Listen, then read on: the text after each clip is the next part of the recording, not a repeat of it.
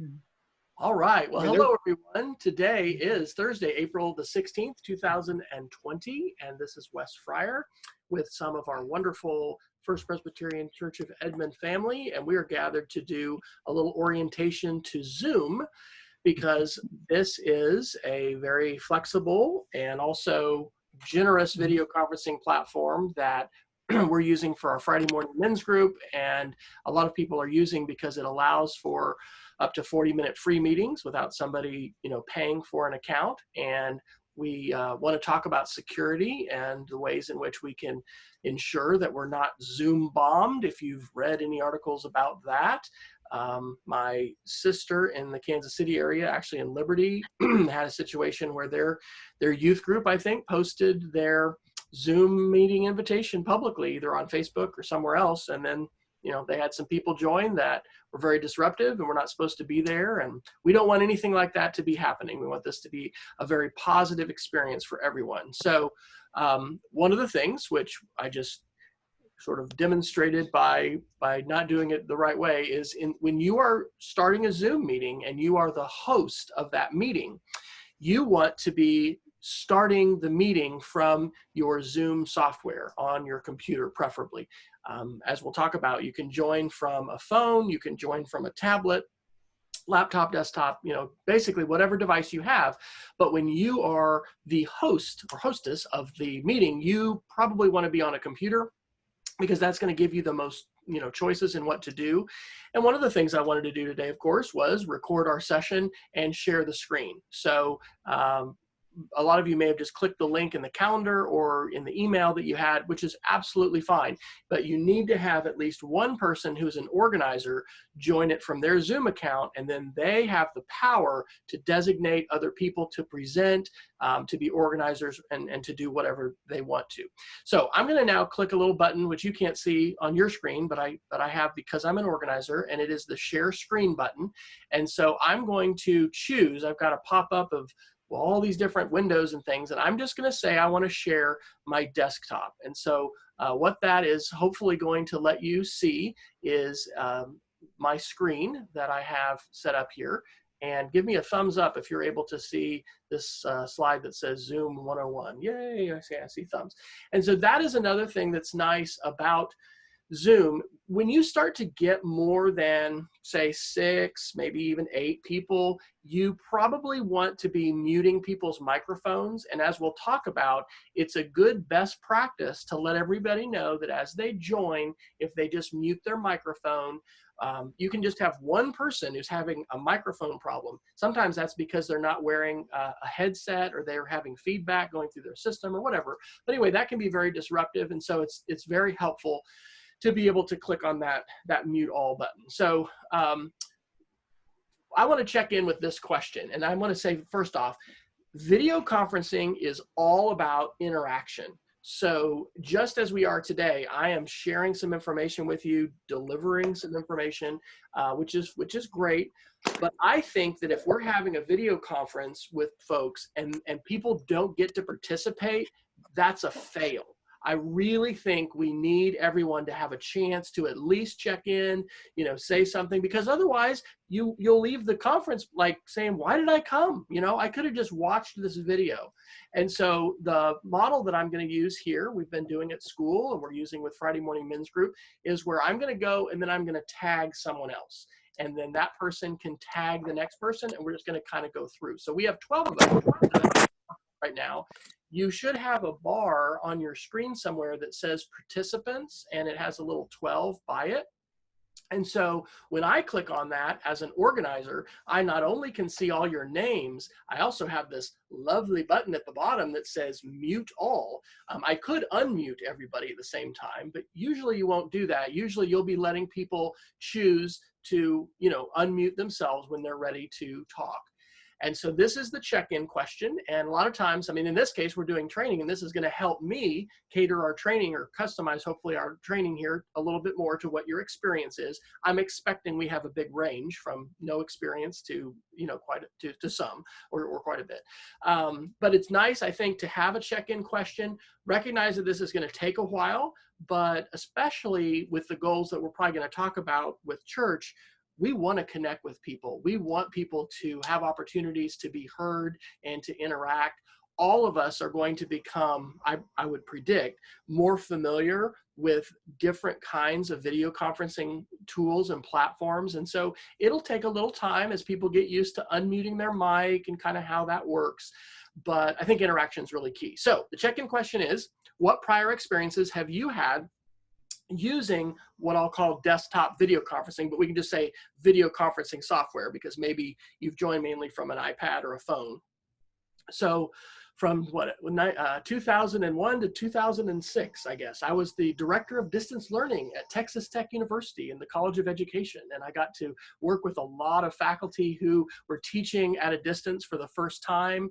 And that was really in the early days where we had these expensive room systems. Some of them cost like $90,000. And we would have faculty that had to come into that room, and that's where they would teach. And then teachers and others who were studying to become teachers all over West Texas in the Panhandle would go to their either their school or in some cases they would go to a regional service center, which was like we've got Francis Tuttle and those kind of places around Oklahoma. And anyway, that's where they had to connect. People couldn't connect from their houses because we didn't have high-speed internet. And so I think my experiences really, started there. And then since then, I've, been a part of hundreds of conferences and taught webinars and done a whole lot. So I'm at the very experienced, side of this. And I want to let everybody know we are not expecting anyone to have any experiences with this. My expectation is probably a lot of us have not had very much, but if you'll just go ahead and share a little bit of your experience, and then you'll tag the next person, and I tag Laura to go next. So Laura's going to unmute her mic, answer the question, and she'll tag somebody else, and we'll just kind of go through our list. I'll keep track of who has gone and who hasn't. And this is a little bit like Red Rover, so don't feel bad if you're the last one picked, because somebody's going to always be the last to be picked. All right, Laura, go ahead. Perfect. So I have not as much experience as Wes, but I have significant experience video conferencing just because I've been working for Crew and Family Life for years as what they consider a remote employee. And so all of our meetings are online, and most of them are with video. And the ones that are with video are 100 times better. And also I've used it tremendously in seminary. I'm about to graduate after 5 years. I'm so excited. I'm just weeks away. And we use video conferencing extensively through that too. So I would say I'm at the upper end of know-how on that, but the interaction is just super. And it's not the same as being live in a room or around a circle. But in this situation with COVID, I think it's an excellent alternative. So right. I'm going to tag Judy. Okay. I have had zero experience with video conferencing. We did do BSF via Zoom since all this has happened, and that was very, very good. And it was good to see, like Laura said, the faces of everyone and their interactions. And believe it or not, we didn't play bunco here in the neighborhood, but us ladies got together and had a conversation, a glass of wine the other night. So that was fun. So those are my two experiences just this week and last week. Awesome. Who do you tag, Judy? I will tag Vita.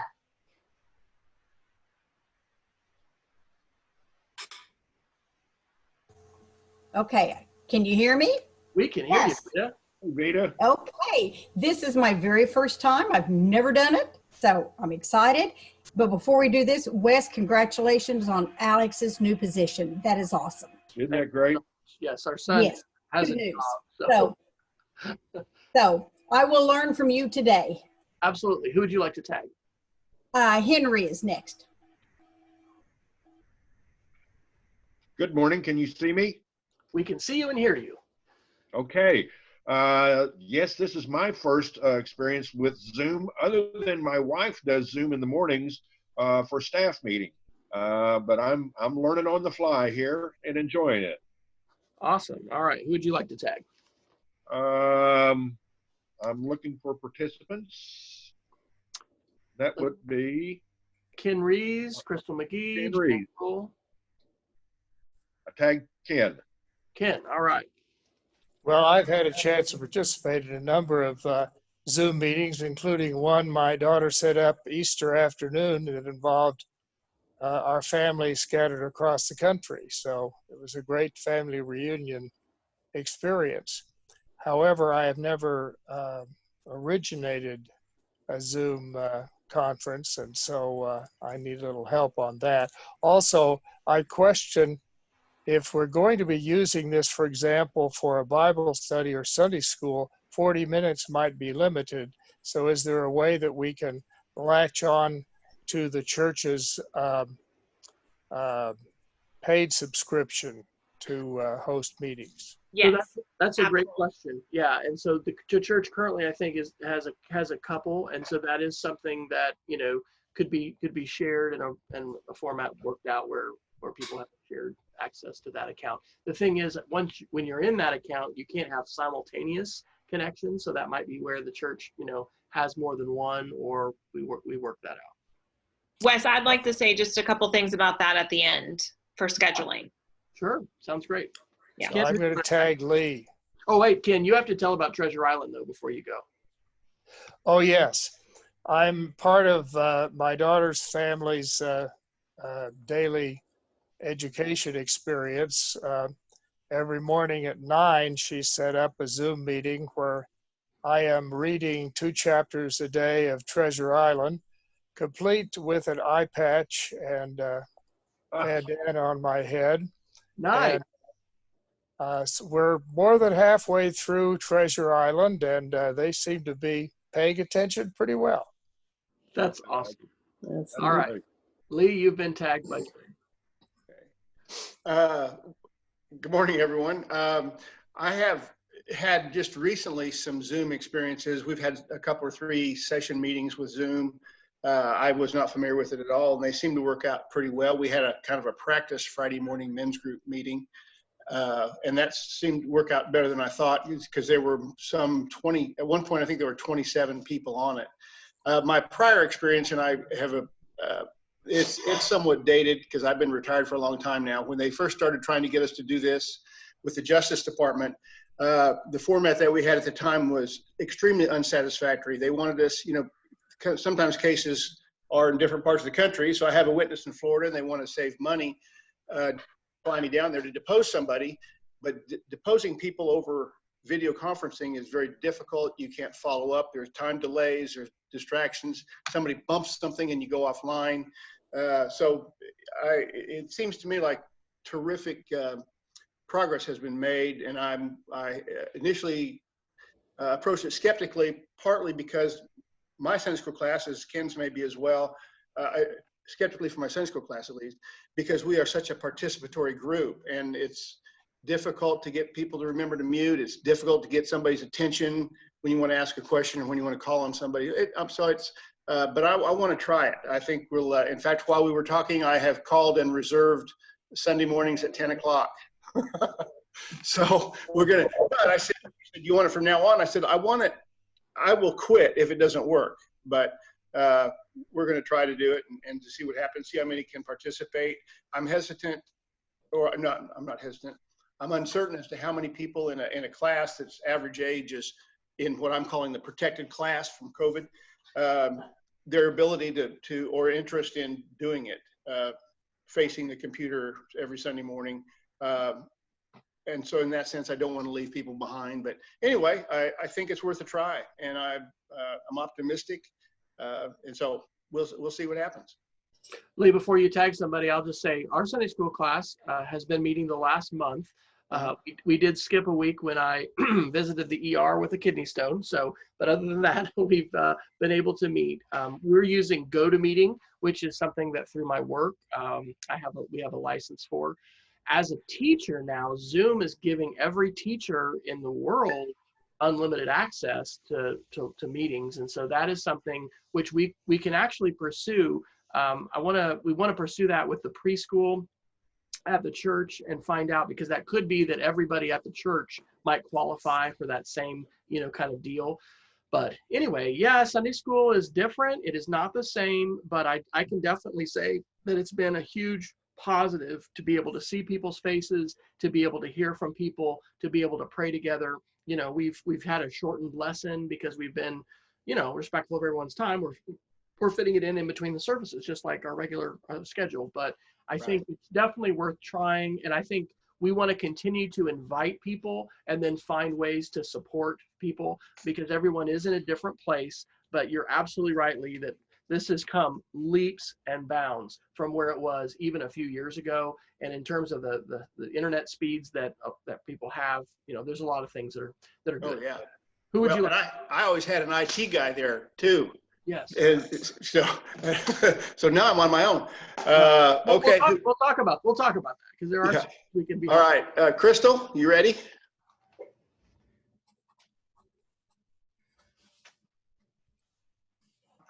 Okay, got it unmuted.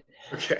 My experience is kind of like Lee's. I had, well, no, less than Lee's, more like Ken's. I had none before COVID started, but my son down in Texas immediately got me on Zoom to visit with his family and train me before the first session meeting. So I've done weekly session meetings, weekly mom and some prayer meetings. And then like Ken, I had the Easter family from all over the United States meeting, which was awesome. So that's my experience. That's good. I think Debbie, Jan, and Rick still need to go. And Okay, Sarah. Oh, and Sarah, Okay. thank you. Okay, Debbie. I'm here. Can you see me? We can see you and we can hear you. Okay. I'm homeschooling today. So it's been fun, but I have used Zoom with the kids with school a lot. And then in my previous job, we used Zoom all the time, but I didn't set them up. So my big question was about the account, and I think Laura has answered it. And I have already written Leslie a note asking her for the time our small group would like to meet. So I'll wait to hear back from her, but it's easy and simple, and I think it's very effective. So I'm excited. Awesome. And would you like to tag Sarah, Jan, or Rick? Any of them. Sarah, go for it, darling. All righty. Well, I was on initially, and then my computer, it all of a sudden went blank and you all froze. So I ran to my iPad. So now I'm on the iPad. I don't know what happened with the computer. And that's my only problem has been with Zoom, because I didn't know about it until COVID started, but I have Zoomed with Sweet Adelines every week, and I've Zoomed with my renewal, my pilgrimage renewal group, and with my Friday morning Bible study. And like Crystal and Ken, we Zoomed with both Keith and mine's family on Easter. We had a granddaughter who's stationed in Germany with newborn twins, and a grandson that is in Vietnam right now and can't get out, but he was traveling and he's at a resort, so he's having it pretty good. But it was so neat to Zoom with people around the world. But I have never initiated it. I've just gotten on, and obviously I don't know everything because I don't know what in the world happened with my computer. So And that's where I am, just wanting to learn some more. Yeah, and that's a good I thing. can't remember who's left, but Jan or Rick? Jan, go ahead. Yeah, so like others, I had some early experience with video conferencing in a prior work job, but we had the dedicated lines and slower speeds and very expensive setups to do that. Have been using Zoom more recently just for worship band meetings, helped Kurt set up an account so that he could do some things with some volunteer organizations he's in, and have also enjoyed it with family. So it's been a great tool. Awesome. And I think Kate also, so Rick or Kate? Here. Go ahead, Kate. Okay. Yeah, I've had a lot of, my dog wanted to get my leg up. I've had a lot of experience lately with the virus going on. But this screen that I'm looking at right now looks so much more professional, and I can see everyone else's picture, not everyone's, but it's all in a line on the right. And you can scroll through them. There's a button. I have, yeah, I figured that out, but I've seen other screens from other places that have everyone on the screen, and I have a really old Mac computer, and I never could get that done. It was always whoever was speaking, I could see, and then so I never could get like the gallery view or something. So that's why I'm trying to figure out how to. Okay. Very good. Well, at the top of your window where you're seeing the names, you're hopefully going to have a button that says gallery view, and there are those different views that you can choose. Because I'm sharing my screen and I'm sharing content, that changes it up for everybody. Are you all seeing pictures at the top of the screen and then the slides below? Is that what most people are seeing? Mine are all on the right, but this is totally different than what I usually see. Right. Yeah. So I never could get everybody's picture. And you may not want to share content. You may be fine, just having everybody's picture up there. But it's nice that it allows you to do both if you want to do both. And it does depend upon what people are looking at as far as if they're on a phone or an iPad or their computer. So right. That's what's confusing. Every device is different. Exactly. Like how to log in and everything. That confuses me. Right. Okay, Rick is there with Vita, and Vita has the unmute button, so she can unmute her husband. No. We've been way too much togetherness. I've got some experience using Zoom with Studio 56 on Wednesday nights or Thursday nights recently with our youth. So I'm dangerous with it. That's it. Okay. Is there everyone? I think so. Is there anybody else who we did not get? I think we've got everybody. Now, I want to also mention to you that there is a chat window. So we've already had a couple people type. I just said hello. And depending again on the kind of screen that you're on, you will see that. And this is something which can certainly be distracting, but it can also be very helpful. And one of the tips, and I think I have this on a slide, when you are teaching or when you are presenting, it is literally impossible to be thinking about your ideas, saying your thoughts, and then track this conversation happening over here at the same time. So a technique that I use quite a bit and I recommend to our teachers is to basically appoint a chat moderator or a chat monitor, and then that person can give voice to questions or comments that have come up in the chat. And that is also a way, to Lee's point, again, it's going to depend. Some people are not going to feel comfortable with this, and that's why the gallery view on a computer can be good. I mean, people can literally raise their hands, and you can see them, do that. But if people are comfortable, the chat can be a good way for people to be able to check in with each other, to be able to, make some comments, be able to use that as what some people might call a back channel. So I know that took a little while for us to get through, but one of the things that I also think is important is having a chance to be in some video conferences where we're trying to model some best practices. And I think the most important best practice for a video conference is to make sure it's interactive. One of the things that I'll also certainly offer myself up to help our Sunday school teachers and our small group leaders with is, if any of you would be interested in recording some short videos, a recorded video, there's several different ways to do that, of course, with a phone, with a computer, and that can be a really good way to, share information. And so, it's going to be a mix. We've been doing remote learning at school now for 3 weeks.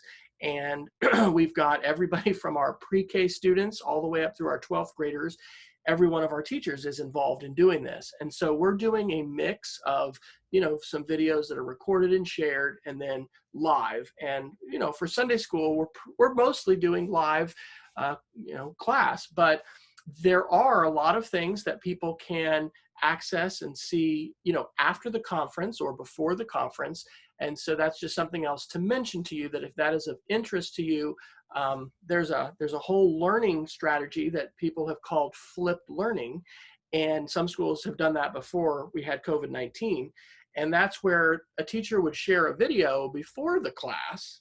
And then when you come to class, it's just like doing a reading, except you ask the students to watch the video first, and then you come together and have a discussion about it. And so anyway, I'll be happy to make myself available if some of you would be interested, in addition to, getting going with Zoom and follow-ups on, what went well, were there some issues, those kind of things. We can talk about other ways to share content.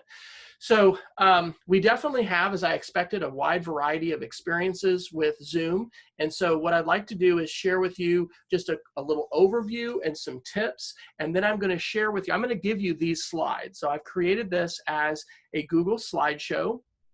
I'm going to send you, in fact, Laura, if you wouldn't mind, if you could, if you want to, I'll forward this to Laura. We'll share the responsibility that way. And Laura, if you want to email that out to everybody, I will send this to you as a PowerPoint, and I'm also going to, send this to you as a PDF. You'll be able to click the links because I've got some links in here. Feel free to use this and change this. I really do think that we're going to want to empower many more people to not only join Zoom conferences, but also to be able to host them. And, we'll be exploring at the church, I'm sure, the opportunity to go longer than 40 minutes. So there's a lot of different tools. I do want to emphasize security as really important. We got some questions in Friday Morning Men's Group, before our first Friday last week about why are we doing Zoom? I heard there's all these problems. There have been, but some of them, there's different reasons for those. Some of them have been people have publicly shared the links to their conferences, and then, people have been able to just click on them and go. Zoom has also changed to where now they use a meeting password for every meeting. And that prohibits people from just guessing the number. And if you've heard about hacking, you've heard someone say this word or phrase dark web.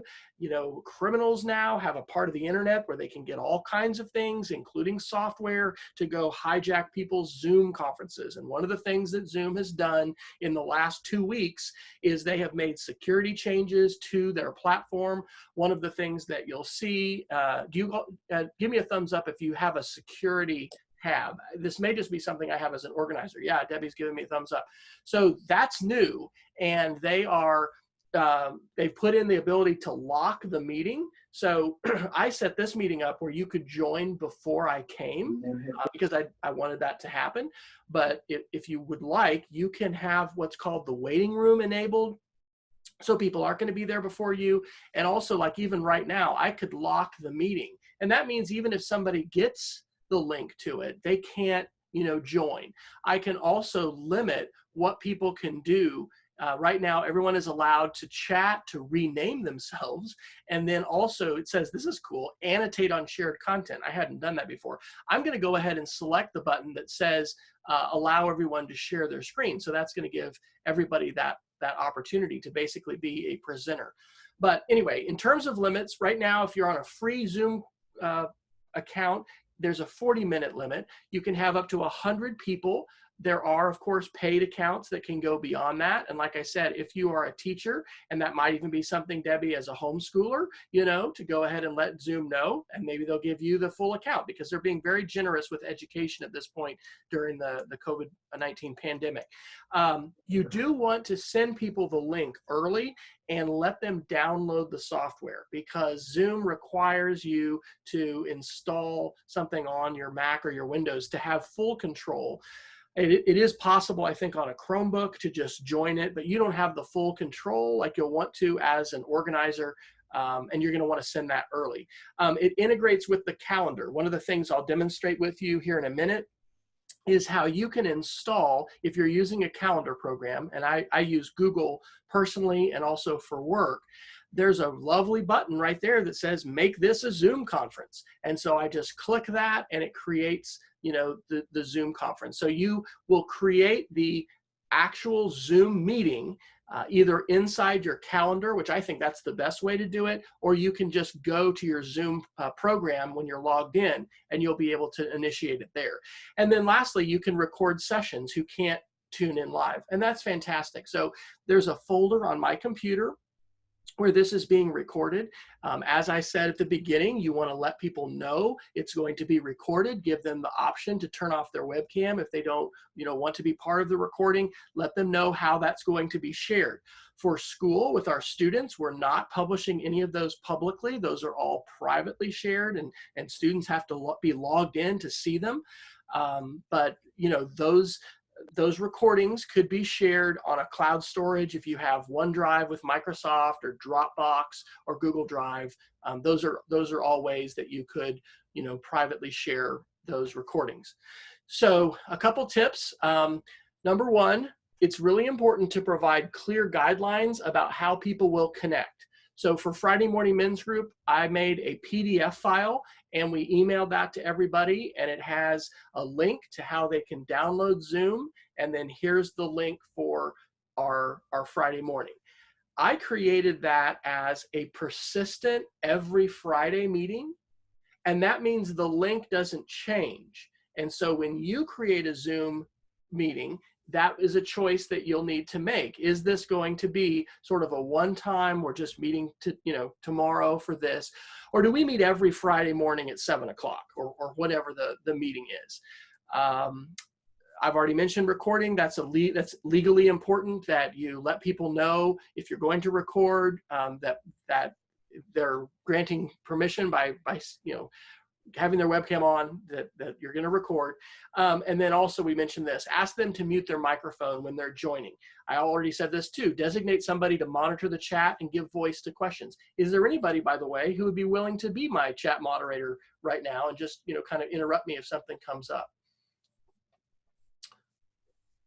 Laura? Wes, I could do it. I've kind of been doing it. I was going to volunteer you if you didn't speak up. So yes, that's great. So yeah, and feel free to interrupt me as we go along. The other thing which I didn't do today, because I was in another call actually, but I do for Sunday school, is we let people know, hey, and for Friday Morning Men's Group too, we're going to open up the room 15 minutes early. And that gives people a chance to connect, gives them a chance if they want to test their microphone, and then just sort of, it's like a lobby where you're going to be talking and have a chance to visit, greet people. But that way people have a chance to get ready, and then you can start on time. And ideally, if it can happen, it's great to start on time and end on time. And that way everybody, you're respecting everybody's time, and people get that to be just part of an expectation. Hey, I better be there at the top of the hour because that's when this is going to start. If you are on a Mac running the latest update, which is called Catalina, they've made it more secure, but it means that you have to click something. And so inside your settings, there's a whole panel called Security and Privacy, and you have to authorize that program. So Zoom, GoToMeeting, BlueJeans, there's these other programs that you're using, and you have to authorize that. So that is also something, and this is something I'm going to recommend. I'm going to give you 2 recommended homeworks for today. One of them is going to be to review some of the videos that Zoom has about the different how-to steps. And then the other one is going to be to practice with somebody. And so you could practice with me, you could practice with Laura, but you're going to want to create a Zoom conference. And then you're going to want to, practice just like you're going to do with your class. And so I would recommend strongly that you practice everything that you want to do in class. For instance, if you want to share your screen, you need to practice that, because depending upon your computer and how it's set up, you may have to click to authorize something. And in the case of Mac, once you do that with some programs, you have to quit and come back into it. So if you have a practice call, that's just in general a great idea to have a practice. We did that for Friday Morning Men's Group, by the way, last week. We said, hey guys, Thursday at 4 o'clock, if you want to come, here's a practice. We're just going to connect and give this a try, see if anybody has questions, and give them a chance to practice. And then we met for real the next day. So Wes, Yes, go ahead. May I interrupt? Okay, one question for you and then a couple from the chat. Leslie is going to be scheduling all of the meetings through the church accounts. So does that mean that Leslie would be the host and that she would grant permission to the people? Because if any of our leaders schedule with Leslie, she will send them the link. They will send it out to everyone else.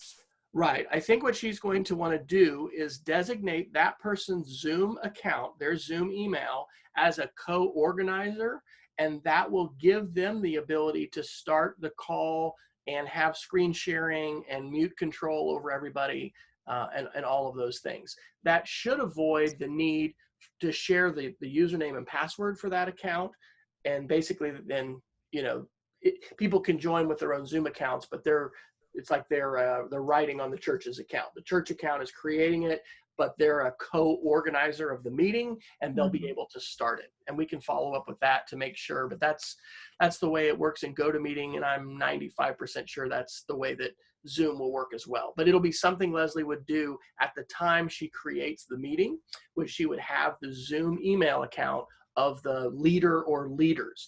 Another thing to think about as a best practice is having more than one person to be an organizer. So just like Sarah had an issue, and that could have been her computer, sometimes it's your internet connection, sometimes it's your neighborhood. Cox Cable in our neighborhood last Thursday was like having trouble till 3 o'clock, and we were all kind of dying because we got 4 of us, here trying to teach and learn. So different things can happen. And so if you have kind of the luxury of more than one person who can be a facilitator or a leader in your meeting, that's a backup in case somebody has a technical problem or they have to go to the bathroom or something comes up. But it's nice to have more than one person. What else? Okay. Lee had asked if participants can exit the host screen. No. So in order to exit the shared screen, I have to do that. So I can go ahead and pause the sharing. I can also stop sharing. So right now, boom, we've just gone back to seeing everybody. But when you are the organizer and the presenter, you're in charge. So you are basically deciding what is broadcast out to everybody and when that changes. Again, I would recommend that you do that from a computer screen rather than an iPad or a phone. Certainly wonderful to join conferences, but my experience has been it's just easier and you see everything more clearly and you have all the choices when you're doing that from your computer screen. But if you're the presenter, you're the one who is deciding. People decide on their views. In fact, this would be a good time to do that. So if you haven't changed it, right now I'm on the gallery view, and so I have an option on my computer to click and go to the speaker view. And so now on my computer, I'm seeing Laura really big because she was the last other person to talk, and I'm seeing everybody else on the top of my screen all the way across. And so that's a toggle that you have in between. And it's also important to let people know they can scroll through more screens. So, once you get, I don't know, more than we've got 13. So maybe once we get more than 14, you'll have an arrow even in the gallery view, and you can scroll through to see. Whoever is actively talking will automatically appear on the first screen. So usually that's the screen that you want to leave it on. But you need to know that, especially if you're going to ask people to raise their hands, etc., because you may have more people than you can see all at once on the screen, and you'll need to scroll through those. What else, Laura? Sarah asked if they need to download the Zoom app for every device that they have. I would say yes. If you think you might join a Zoom call on that device, go ahead and download it in advance and go ahead and log in with the account that you're going to use. And my beginning of this training today was an example of why. Initially, I just clicked the link, which got me into the call, but I was here as a participant. And so you're going to want to be logged into your Zoom account. And when you do, and you click on meetings, there's a start button. And that's where you are actually starting it as the organizer who has all the powers. Your meeting can still be fine without having an organizer if you set it up so that people can join before an organizer, but you're not going to have the ability to share screens, and you can't mute people. And you really want there to be, I think, at least one person with organizer rights, and the best practice is to have more than one if you could. That's something else that we can consider. I know with Sunday school, we're going to be having people, going on at the same time. But as we do this, just like we are at school, sometimes it's nice to have somebody else there as you're getting started. We just had all of our elementary teachers do their morning meetings this week on Tuesday on a new platform. And so we were jumping in and helping and going to different ones. So as you start with this, that could even be something that, I have my wife, or we have a substitute, or somebody else, kind of takes the beginning of class, and then we have a chance to provide technical help. Because yes, we're sheltering at home, but it doesn't mean you got to try to figure out everything by yourself. And so that's why I think practicing would be really critical. I would not recommend the first time you're doing it live to be for the real class. You want to practice at least a little bit with somebody else so that you can review where the buttons are. Here's how if you want to share your screen, here's how I do that. Here's how I start the recording. Here's how I stop it, all those things. Okay. Kay has asked if you sign in with SSO or Google or Facebook. So you can choose the way that you sign in. SSO stands for single sign-on. And so we do that a lot with school. We'll just say, click on my Google account. I don't have to remember another password for my Zoom account. I tend not just personally to log in a lot with Facebook just because I trust them a little less. Because when you are logging in, you want to be careful when you do that and make sure this is a software program. This is a website that I trust, because you're giving access to your account when you do that. A lot of times I will create a separate email account, but in the case of Zoom, as a teacher, I asked them for the unlimited Zoom account because I'm a teacher. They gave that to me, and that's with my Google account. So that's how I chose to log in. So it's up to you. If you want to be most conservative with security, you'll use an email address, and you'll make sure that it's a unique password that's not used anywhere else, and it's a long password. And the only way you can do that and survive is, I think, to use a password manager. And that's another important thing to mention to people. But the one that we recommend our teachers use is called LastPass. I'll put a link to that in the chat.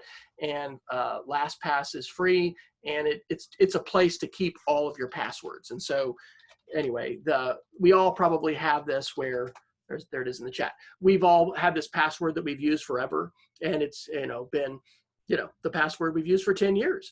And chances are it's on the dark web, and bad guys know about that password. And so if you heard about when Disney Plus came out, there were people saying, oh my gosh, my account got hacked. Well, no, they just used the same password they've always used that was compromised when Target got hacked and Equifax got hacked and all these other things. So the best practice is use a unique password and make sure it's long and complicated. Okay. An etiquette note came up just about, I think one thing is backgrounds, that wasn't said, but also having lighting on your face so everyone can see you. Yes, properly. Absolutely. So even here in our call, we've got a lot of variance in terms of lighting. And I think Ken has got some even better, strong lighting there since the last time I saw him on Zoom. I have a little fluorescent light, I guess, that we just bought at Lowe's that used to be underneath the desk. I've taken over Alexander's room here, so I've got Legos all around me from when he was living with us. But I have moved that up, and I actually have a dish towel over it, so it's not too bright. But anyway, I've got that on. Hey, Google, turn off the office light. This is what I look like without that light, okay? Hey, Google, turn on the office light. So lighting is important. Henry's got some lighting behind him. So you really don't want to have really bright light behind you because your camera will expose for that. So if you've got a big window or sliding glass door or something like that, try to face that so that it's not behind your camera, and then you're just going to have, better lighting for people to be able to see you. Okay, are you going to talk about the breakout rooms? So what I think we might do for that is we'll talk about that as function. We're going to actually do that for my first, I've participated in that before, but we're going to actually do that tomorrow with Friday Morning Men's Group. And so I will follow up with some information about that after we've done it live with, 30 plus participants, because I've been in meetings where we've done that successfully. What breakout rooms mean is, like Friday Morning Men's Group, we're not going to, last week we actually did have everybody check in, and it took a little over an hour. We're not going to do that every week. But what we do want to give people a chance to do is to connect in small groups. And so you can have a Zoom meeting and you can enable this feature called breakout rooms and have people go to a designated number of rooms, or you can, and that can be randomly assigned, or this is what I'm working on right now, because we've got our table groups and we're going to try to put people in their same tables where they usually sit on Friday morning. You can do that virtually. So I'm going to say that that's an advanced topic, and I will record a video about that I'll send out to you all. And then if we want to do some training and discussion about it, we can. But that is a good segue, and I'm going to click on share screen because I want to show you on my slides basically your homework here. And let's see if I can move this around here. Wes, can I interrupt for just a second? You can. When you start clicking, my screen goes back to its home screen. Uh-huh. Is there a setting I need to change so it doesn't always do that, so I have to look for you again? Are you able to see my screen that says video conferencing tips too now or not? Yes, I am now. Okay. It took me a minute to click to the right place. And so that was just the computer, getting, me not clicking immediately over on my slideshow. So okay. There shouldn't be anything that you have to do. As a participant, you get to change your view. And when the presenter is sharing content in Zoom, though, I think it takes over for you and makes the decision. So it puts the content in a big window and it puts the people in a small window. Okay, thank you. All right. So here is your first part of your homework. This is a link to the live training that Zoom has on how to do these different things. And I'm going to go ahead and click this link to exit my presentation and go to this webpage. And these are really well done short videos, not only as far as being a participant, but scheduling. I'm going to demonstrate this just really quickly, but this has a video if you use Google Calendar, if you use Outlook, and then here's the one on breakout rooms. I'm not going to take the time right now to watch this one, but that's what Crystal was just talking about, was how to use breakout rooms. And so my first homework for you is going to be, go ahead and take a look at these videos for the things that you would like to get a little bit more information about. Probably this one, scheduling a Zoom webinar, is probably one of the important ones. In fact, you know what? Let's do this. I'm going to, well, let me say this. If you want to share a video over your video conference, that is an advanced thing. You have to have your computer set up so that it combines your microphone with your computer output to do that. So actually, I don't think I'll do that because I'm set up to do it, but that is, you probably want people, or you're going to want people to watch videos on their own rather than trying to do that live during your conference. What I will do is I'm going to go over to my calendar and I'm going to show you how I schedule a Zoom event. And I'm going to come over here to Saturday, and I'm going to tell it that I don't want to see the week's view, because that'll be scary. We'll see all these different appointments that I have. Let's just look at the day view. Okay, and so here's Saturday. Look at my Saturday. It's so nice and open. So this is how I recommend, this is one of two ways that you can set up a Zoom conference. I will go to my calendar because I have installed the Zoom plugin, and let's say I wanted to do a 10 o'clock meeting on Saturday. So I'm going to click right here on that spot, and I'll say, call Lee S. and talk about his great Friday lesson, okay? And so I can click right here to say make it a Zoom meeting, or I usually choose more options. And this is where I could put in Lee's, I could put in Lee's email if I've got him in here. I don't have him here, so let's put my wife. I can put in the a description, but I have this button right here that says make it a Zoom meeting. And so I'm just going to click that button, and look at what happened. An address went in right here on the location. Down here below, it now says Wesley Fryer is inviting you to a scheduled Zoom meeting. There is the link, and it's got the meeting ID and the password right there. Another thing that I haven't mentioned, which is important, and I'll stop my share really quick. People can also join with a phone. So Steve Shelton had asked about this, and anybody who wants to, because either they're not connected internet-wise or they just want to use the phone, Zoom provides phone numbers that you can dial in. But people have to know the code for your meeting, and they need to know your password. But they can put that in just like a conference call or a bridge, and they can join the meeting, as a phone-in caller. So you've got your first homework assignment, which is to take a look at those videos. The second homework assignment, actually, there's some additional videos for you. These are the Zoom video tutorials. The second one, which we'll say is optional, Zoom has some really good articles about best practices and resources for how to present. And I mean, I've tried in the slides and the things that we've talked about to share with you what I think are the most important things.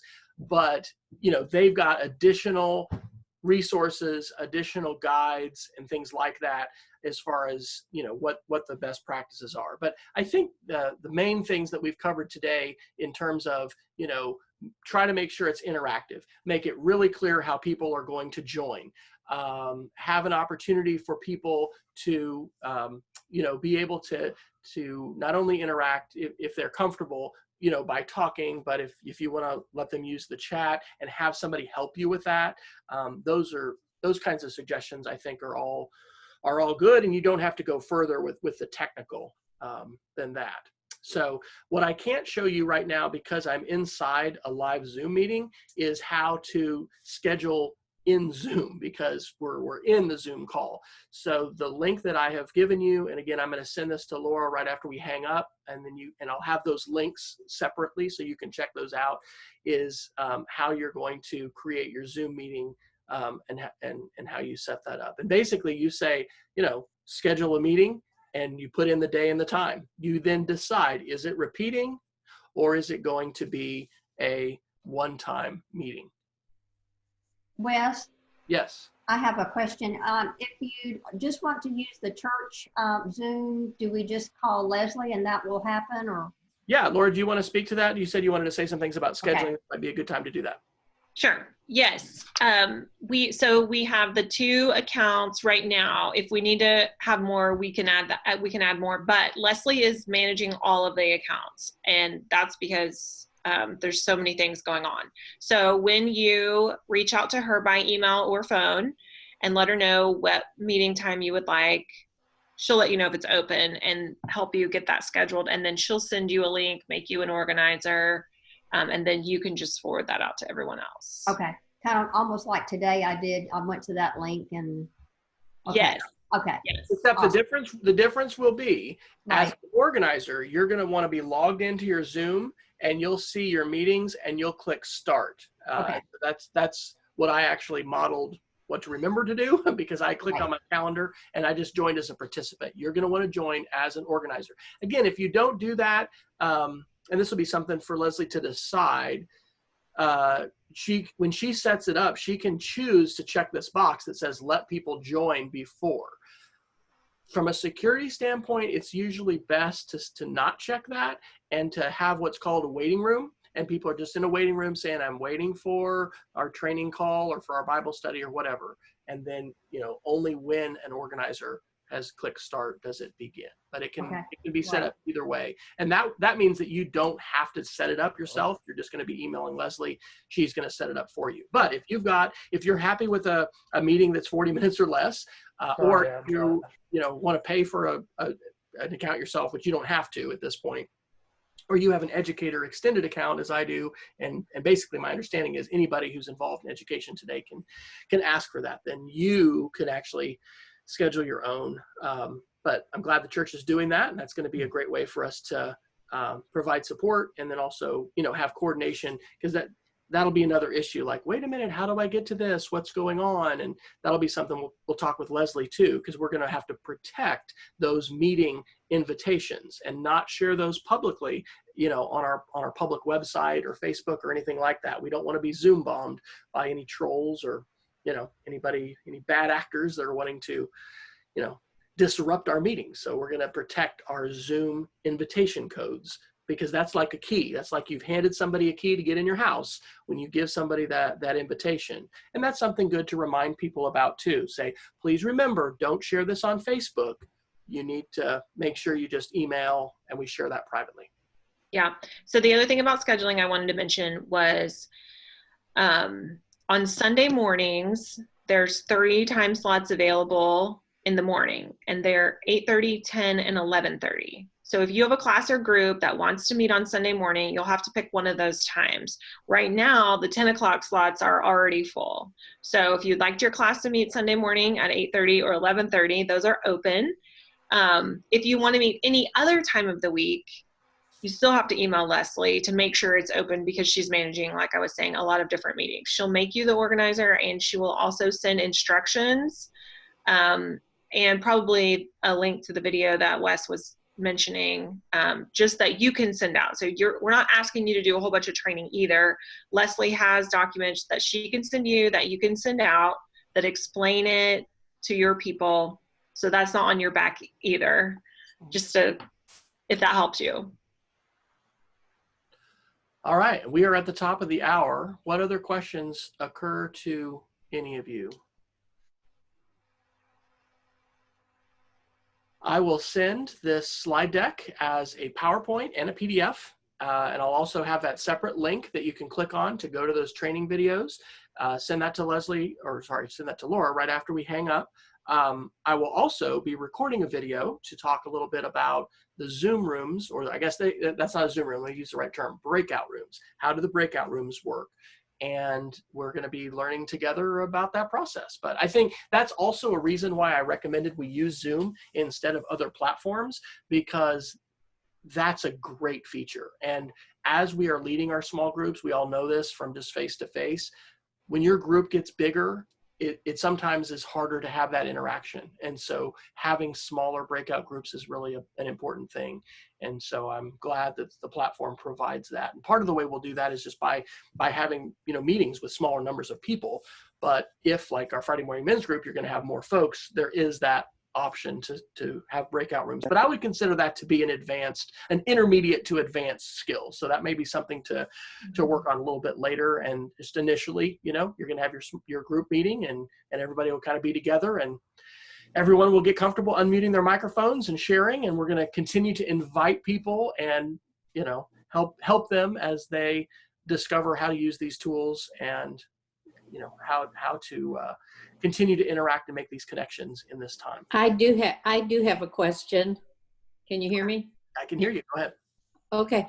Well, this is not really an organized group, but like we're part of one of those dinner groups within the church. Mm-hmm. So if I just wanted to, since we're not able to meet, if I just wanted to set up a group just at an off time, a time for us to get together and chat, is that something that I would do through Leslie? That's not a regular Bible study group? Yes, you can do that. Absolutely. If it's available, we are encouraging you guys to meet. And so, you know, that works, that counts, that's acceptable. And yeah. One other thing I wanted to mention was we would love for you to let us know if your Sunday school class, or if your small group, or if another group like that, Sarah, is meeting, and to send me an email and just let me know. It's not really tracking attendance, but it's just kind of keeping track of everyone in this time, so that we can do our part to shepherd, you know, everyone, and know how to check in on people. And if everyone hasn't heard from someone, or if someone comes to mind, I mean, that's probably the work of the Holy Spirit, right? Like initiating, like, hey, let's reach out. And so if your class or group is meeting and you have a meeting through Leslie, we'll know that you're meeting. But if you can let us know if you're meeting not through any of our groups, we would love to know that, just so we can help, you know, keep track of all of our people. And let me know if you'd like to connect. I do have a busy schedule, but I'm also able, this is a crazy thing about what's happening. I jump in and out of people's houses all day long because that's what we're doing, is we're helping teachers and we're helping our staff. And so I'm excited to have an opportunity to help our church in this way. So your two homeworks are to take a look at some of those videos about how to facilitate this, and then practice. So invite somebody else who's here or another friend, invite me, invite Laura, and let's practice so that you can, initiate the meeting as the organizer and see those tools and have a sense of, most importantly, if somebody has a microphone problem, where's that mute all button? How do I do that? And that's under participants. When you click participants, it's right there at the bottom, mute all. So you're going to want to make sure you can get to that.